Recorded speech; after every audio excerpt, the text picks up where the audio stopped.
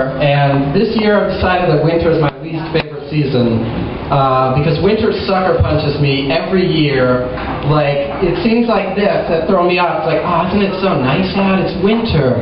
It's snowing. It's so nice and it's like cold. You can wrap up in a blanket in front of the fire. And then when we get to like, you know, the middle of February, I'm just like, oh my god, fuck winter. There's so much snow on the ground. I can't even walk with less than one person next to me on the sidewalk. It's fucking freezing every day, and it does not stop snowing until March, until the end of March, and it just keeps going.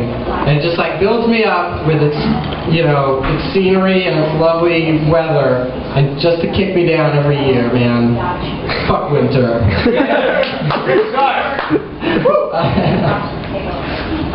One thing that has been cheering me up in this, fumbling with that too much, I'm going to take this off here.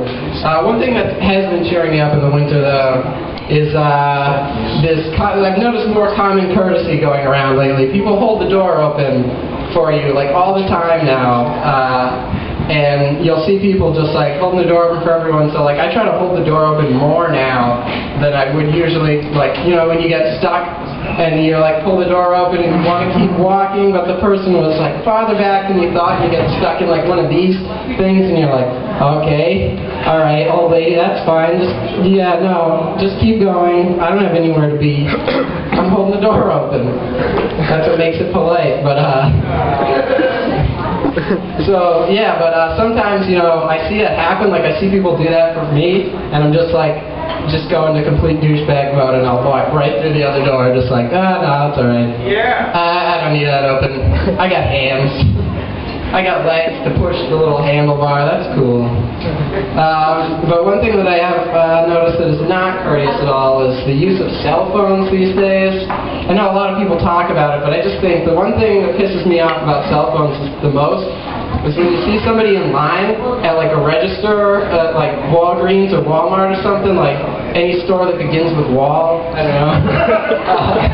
But they're like on their cell phone yak and they're like, yeah, well, we're going to move that Wednesday meeting to Tuesday and switch the Tuesday to Wednesday. I'm going to bump that 9 o'clock up to 15. I know that none of that makes any sense, but I'm pretty important. Yeah, and they just like keep walking right up to the register and try to pay with one hand and the phone in their hand. Like, yeah, 1 minute, just like taking up time. Like, how hard is it just be like, oh, hang on, person speaking through me through the magical techno phone. Let me just hang up the phone for 1 minute so I can interact with this human being that's standing directly in front of me. He's wearing a blue vest, apparently. His name is Mike. And he looks greasy, but I'm going to talk to him anyway because he's a person and he's doing something for me. He's taking my money and selling me products. No, they just walk right through. They're like, no, I make much more money than him, so I just shouldn't acknowledge him as a human. That's what I do.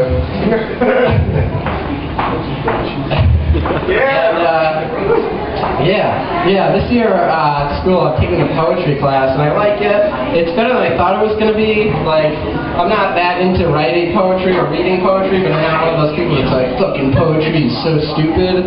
But the class does make me feel stupid because we like critique people's poems and people critique yours, and people in the class are like, yes, the third stanza was very powerful. I thought the imagery was really deep and moving there, and I thought it was a little bit weak and cliche on the fifth stanza. They're like, what do you think, Chris? And I'm like, I liked it.